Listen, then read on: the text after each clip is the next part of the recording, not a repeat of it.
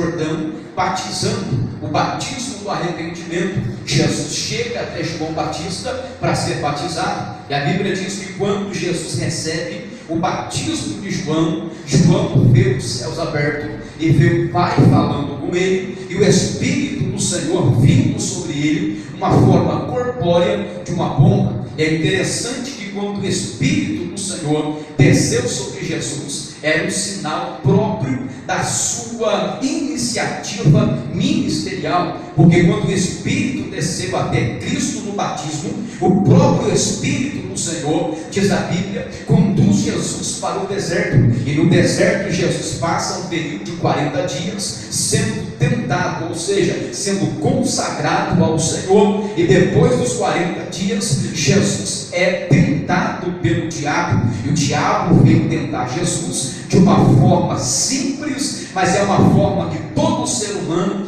cai nesta armadilha. Então, sobre esta tentação que Jesus consegue vencer, está incluído aquilo que João diz, que é a concupiscência dos olhos, a soberba da vida e a concupiscência da carne. Jesus venceu a tentação no deserto, e agora ele sai do deserto pela virtude do Espírito Santo e entra dentro de uma sinagoga em Cafarnaum para ali ensinar. E quando Jesus tomou a palavra foi tão poderosa no poder e na unção do Espírito, que a Bíblia diz que um homem que frequentava a sinagoga, que estava oprimido, que estava possesso por espírito maligno, não conseguiu resistir à autoridade que estava na sua palavra. Este é o início do ministério terreno de Jesus, que é marcado por sinais, proezas, maravilhas, libertação sobrenatural, e nós olhamos para o ministério de Jesus e ficamos completamente fascinados,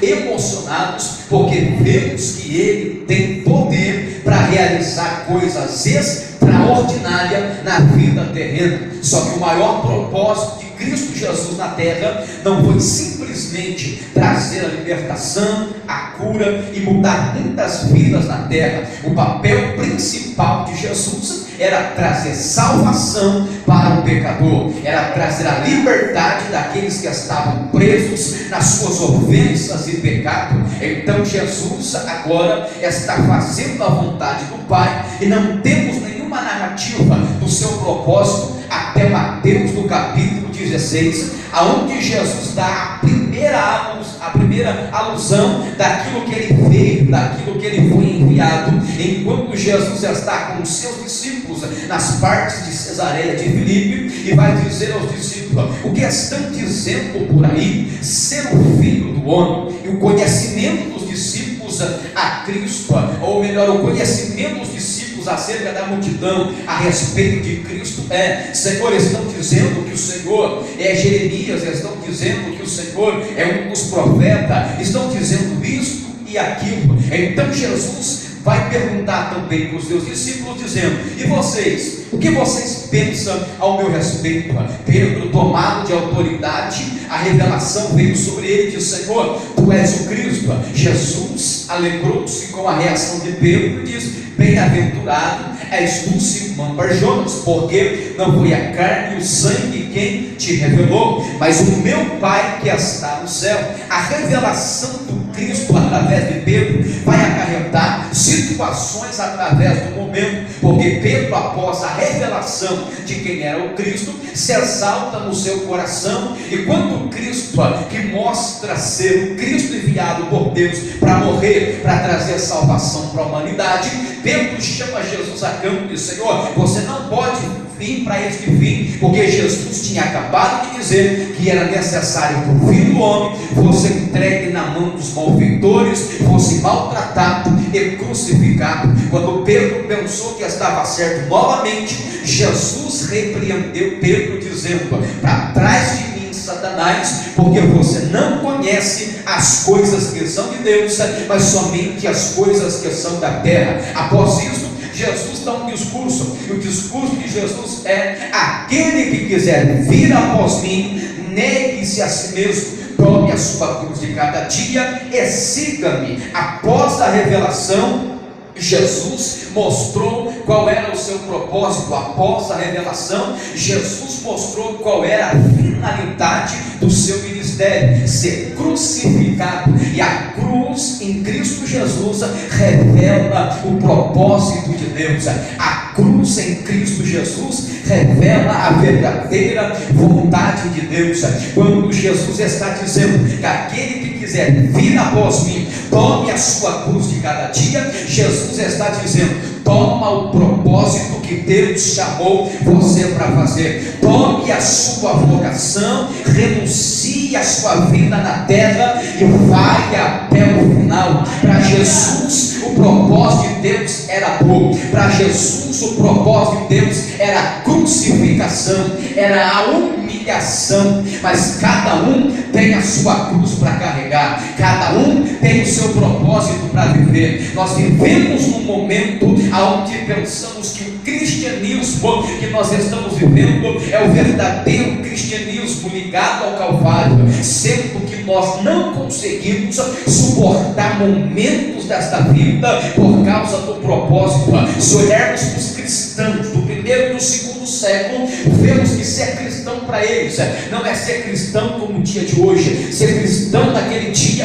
é viver até o último respirar da sua vida. Ser cristão naquele tempo era suportar os leões que vinham na arena do grande Coliseu. E alguns historiadores dizem que eles eram tão devotos e viviam tão intensamente pelo cristianismo que os leões vinham sobre eles e eles caminhavam para a boca do leão, porque o desejo deles era ir para a glória, porque eles sabiam que o propósito deles naquele momento era ser martirizado por causa do cristianismo.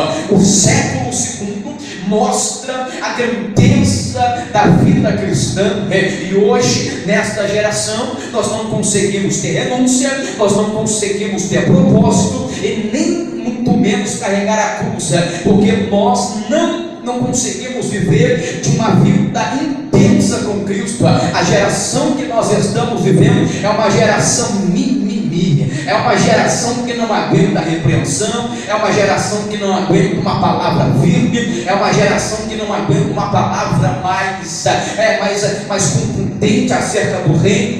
Quando fala de conversão, quando fala de arrependimento, quando a palavra confronta, ela pensa que o evangelho não é isso, mas ser evangelho é muito mais do que isso, é viver uma vida sobre o propósito da cruz. E o texto que nós acabamos de ler fala que Jesus está no jardim do Getsemane, cumprindo um propósito, fazendo a vontade do Pai.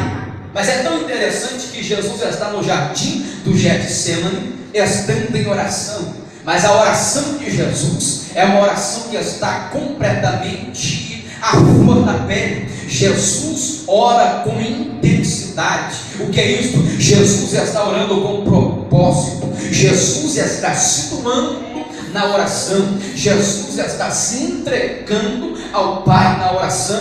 E a oração de Jesus é uma oração tão intensa que é para viver a vontade do Pai. A oração de Jesus é tão intensa que ele sabe que está à frente, mas mesmo assim ele está clamando, implorando, suplicando, intercedendo a Deus, porque Jesus sabia que havia sobre a sua vida um propósito, e o propósito era a crucificação. A oração consegue intensificar a nossa vida, neutralizar os nossos desejos para vivermos a vontade do Pai. Mas é interessante que Jesus orava tão intensamente que a Bíblia diz que quando Jesus estava nessa intensidade com o Pai, vendo a cruz, vendo o cálice da ira de Deus que viria sobre o Cristo, vendo a penalidade da humanidade que cairia sobre ele, porque Jesus não está simplesmente agoniado por causa do maltrato da humanidade, não. Jesus não está somente agoniado porque seria pregado no madeiro, não. Jesus está agoniado porque ele viu, ele presenciou que toda a penalidade que estava reservada para a humanidade iria cair sobre a vida dele. E qual é a penalidade que a humanidade receberia de Deus? A separação total com Deus, porque o pecado separa o homem de Deus e consequentemente ele, sendo bode expiatório, cairia sobre ele também toda a iniquidade da humanidade. Só que é tão interessante que Jesus está no jardim do Getsemane, está orando, o anjo do Senhor vem para confortá-lo, mas a Bíblia diz que Jesus também está tão profundo, está num sentimento tão glorioso, que ele vai soar gotas de sangue. Não quero falar de ciência, não quero falar de conhecimento humano, eu quero falar de revelação bíblica sobre esse suor. Quando Jesus está derramando o seu suor, que é suor de sangue, diante do altar da oração, eu vejo Jesus revertendo a condenação da humanidade. Não, você está dizendo que o suor de Jesus está revertendo a condenação da humanidade? Sim, porque quando Adão foi feito no Éden, segundo a imagem, a semelhança do Criador, ele estava perfeito, em harmonia, em santidade, em pureza. Mas quando Adão pecou contra Deus, a Bíblia diz que Deus separou Adão do Criador, ou de si próprio, e o expulsou do jardim do Éden. E quando Adão ele está diante do Senhor para receber a sentença foi uma só: a mulher terá dor através do parto.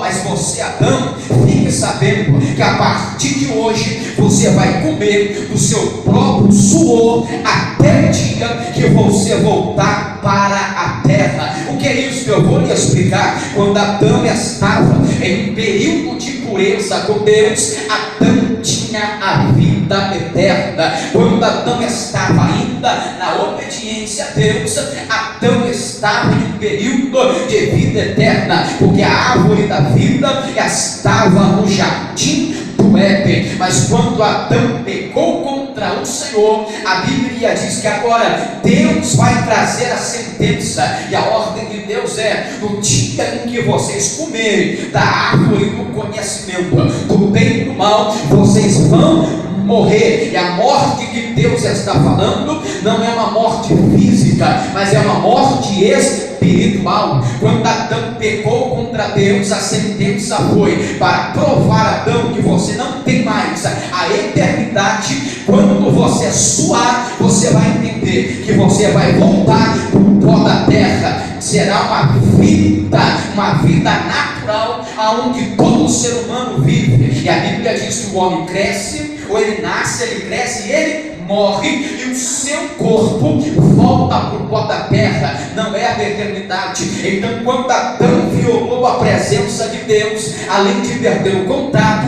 perdeu a vida eterna. Mas Deus diz o seguinte, pela sua palavra, que Deus, após expulsar Adão, colocou querubins ao oriente do jardim do Éden e uma espada inflamada que passava em volta da árvore da vida. Era Deus dizendo para o homem: para entrar na eternidade terá que ser transpassado. Quem tentar violar este limite vai ser transpassado. Então, quando Jesus está no jardim do Getsemane, eu digo jardim da obediência, porque no jardim da desobediência Adão violou, mas no jardim da obediência Cristo está sendo fiel até o final para reverter a situação. Irmão, você disse que para o homem alcançar a vida eterna tinha que ser transpassado, e Isaías vai dizer que ele vai ser ferido pelas nossas iniquidades, e o castigo que me traz a paz estava sobre ele. Então Jesus, nesta oração, está revertendo a sentença da humanidade. Com Adão passa o pecado para a humanidade. Com Adão todo homem peca. Com Adão não tem vida eterna. Mas com Jesus agora ele vem para reverter a situação. Adão Adão herdou um conhecimento natural. Eu repito, Adão herdou um conhecimento natural, um conhecimento que não salva, um conhecimento que não leva para a vida eterna. Muitos se falam de Deus, muitos sabem que Deus existe, muitos sabem que Deus criou a natureza e toda a força existente deste universo, mas não entrarão na eternidade. Mas Cristo Jesus veio para reverter a sentença no Calvário. Cristo Jesus veio para quebrar a maldição do pecado.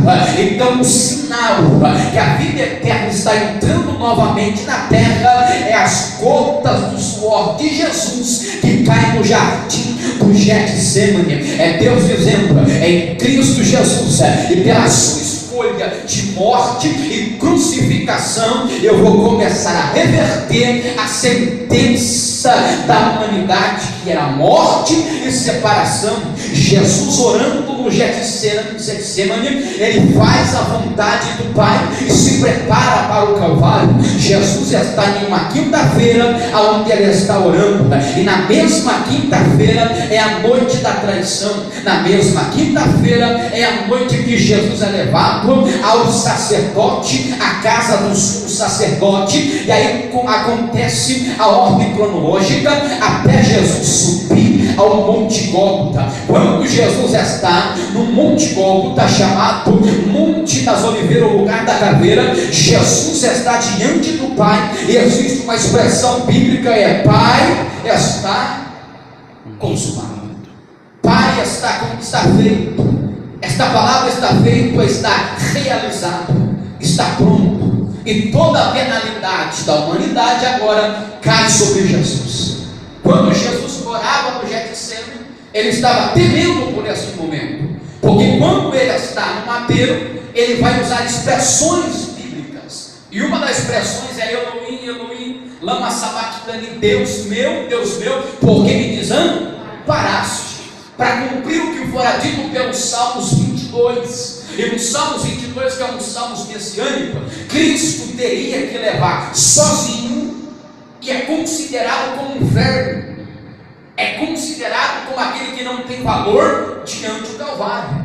E a Bíblia Sagrada que ele falou que ele tinha que levar tudo sozinho. Eu vou provar na Bíblia para você entender, porque a lei de Deus, em Levítico 16, diz que Deus, quando se apresentava para Israel, Israel se apresentava a Deus, Deus queria dois sacrifícios: o bode expiatório e o bode emissário. No bode expiatório, o sumo sacerdote colocava a mão sobre a sua cabeça, orava para ele, transferia o pecado de Israel para o bode expiatório e degolava ele, pegava o seu sangue e entrava dentro do santo e espargia o sangue sobre a tampa da arca da aliança, chamada propiciatório. Quando o sangue era espargido, era sinal que Deus está expiando, fazendo propiciação, perdoando Israel. Deus vinha sobre a arca da aliança entre os dois querubins e dizia: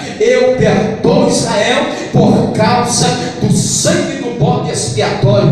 Mas o segundo bode, o sumo sacerdote pegava a cabeça dele, orava novamente para ele transferir agora a culpa. A culpa era transferida sobre um bode chamado emissário. E esse bode, ele era conduzido para o deserto. Vou explicar. Deus quer, ele quer sacrifício pelo pecado, mas ele quer também sacrifício pela culpa. Na cruz do Calvário, Jesus está sendo bode expiatório, e ao mesmo tempo está sendo bode emissário, porque quando o bode emissário era conduzido ao deserto, ficava sozinho, separado de tudo. Isso fala do rompimento de Deus com Cristo, porque a cruz do Calvário agora vai romper o Pai e o Filho.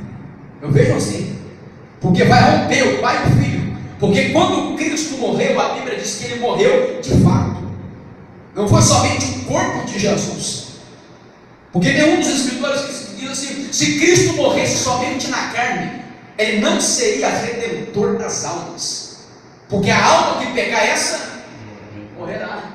Então Cristo tinha que morrer de fato, e nesta morte de Cristo Jesus, há um rompimento entre o Pai e o Filho. Isto mostra porque Jesus suaves, como ele era o cordeiro imaculado, sem mancha, perfeito, não poderia sofrer de uma parada cardíaca, porque a ciência diz isso, né? Quando a pessoa entra numa tensão tão profunda, ou dá uma parada cardíaca, ou alguma coisa dá nela, ou ela tem um ataque fulminante, ela morre.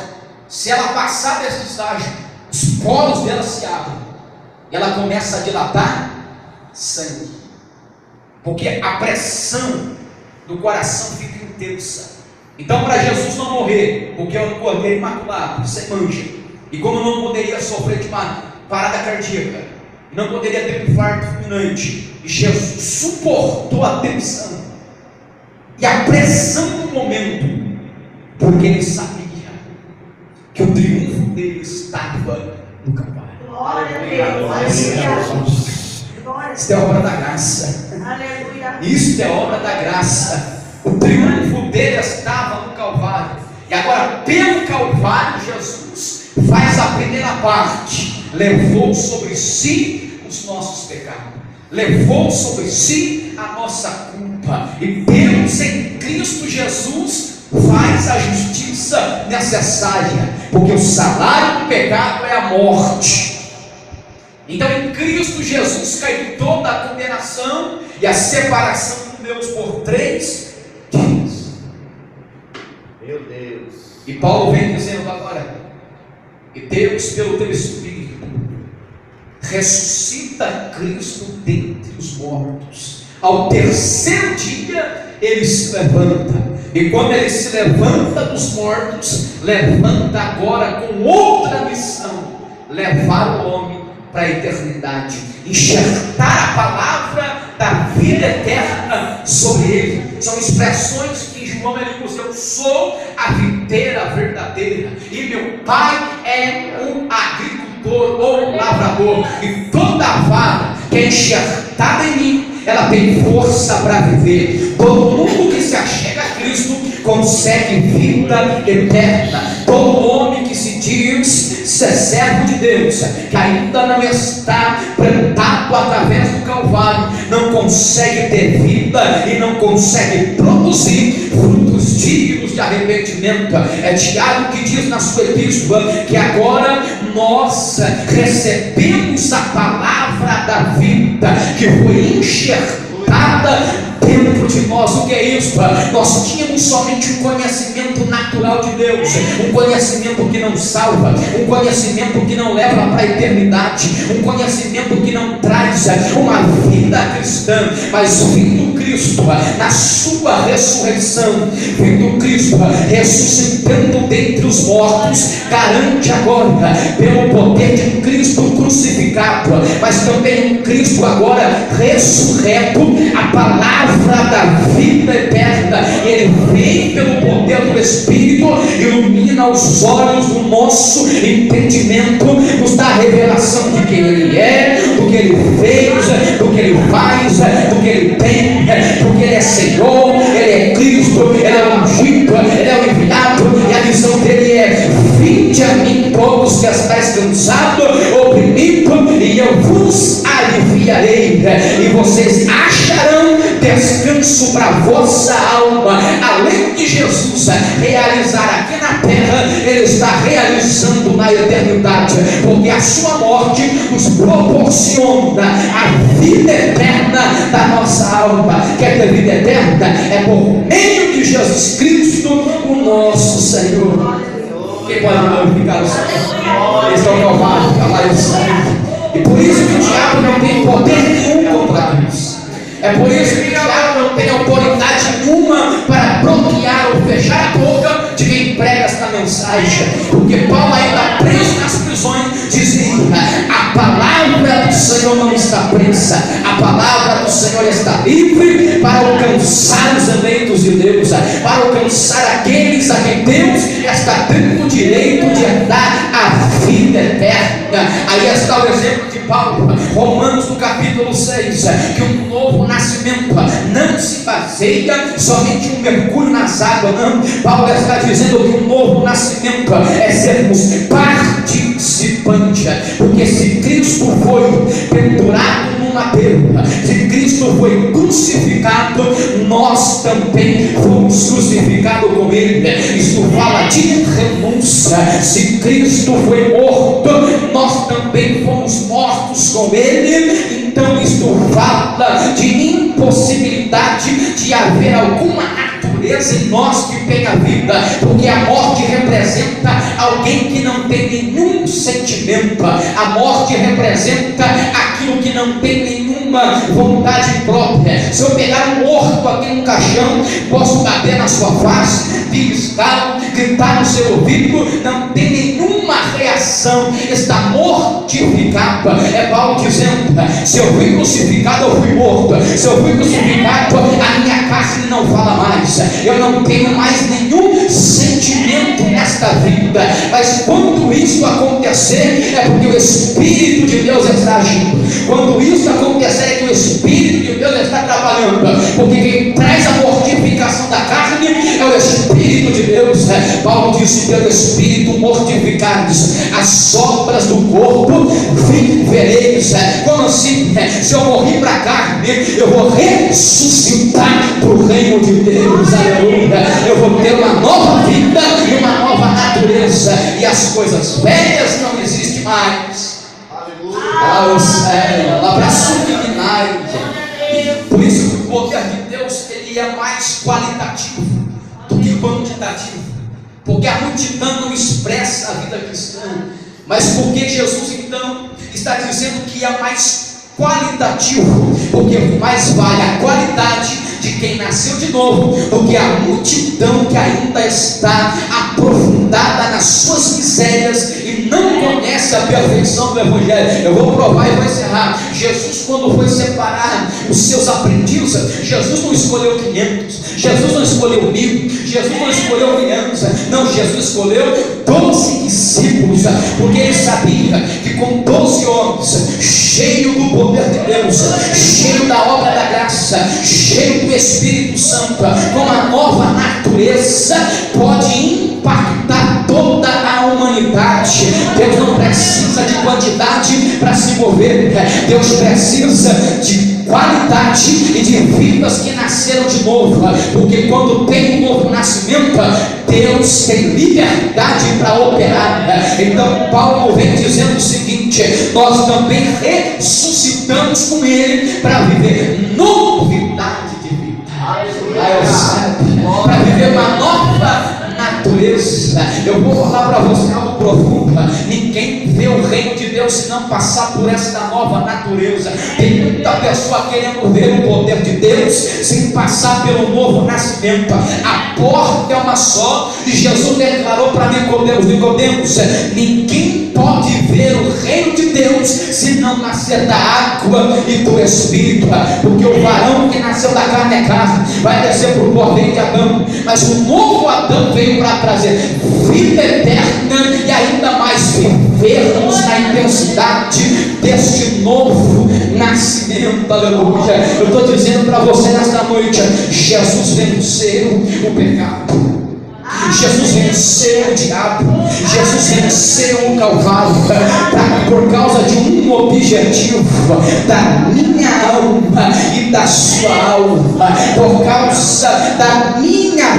vida e a sua vida. Colossenses 3 diz Paulo dizendo: se já ressuscitaste com Cristo, buscai as coisas que são de cima, onde Cristo Jesus está. Tem quantos no nosso meio dizendo: eu nasci de novo, mas numa noite de quinta-feira, numa noite de domingo, esta vidrada em um programa televisivo, deixando a essência do reino e buscando as coisas que são da terra. Tem quantas tantas pessoas dizendo que já passaram pelo novo nascimento, mas preferem um passeio no shopping do que vir adorar a Deus. Tem tantas pessoas dizendo que já nasceu de novo, mas preferem uma festa entre amigos do que estar dobrado diante do Senhor em uma segunda-feira de oração. Tem tantas pessoas dizendo que a vida eterna está sobre ela, mas não consegue viver na intensidade de uma vida de obediência ao seu Senhor. Tem Cristo como Salvador, mas não se submete ao seu senhorio. Mas quem tem a obra do novo nascimento consegue associar a salvação com a obediência, porque Pedro, na sua mensagem apostólica, diz que ninguém pode receber o Espírito Santo a não ser pela obediência da palavra. Lá eu saio, eu estou sentindo Deus, estou com vontade de pregar, irmãos. Aleluia. O Espírito de Deus não desce em qualquer um. O Espírito de Deus não delega dom a qualquer um. O Espírito de Deus, ele não se manifesta em qualquer lugar. Ele vem aonde tem a palavra. Ele vem aonde tem a palavra e não prova. O Espírito de Deus está pairando sobre a face das águas no princípio e não tem nenhuma ação. Mas quando ouviu a palavra e a palavra foi liberada, acha o Espírito que estava esperando a ordem da palavra agiu. Enquanto a palavra não mudar o seu coração, o Espírito não delega dons. Enquanto Jesus não entrar dentro da tua alma e mudar a tua história, não haverá poder de Deus. Enquanto Cristo, pela sua palavra, não limpar a nossa alma, não purificar os nossos sentimentos, não haverá avivamento.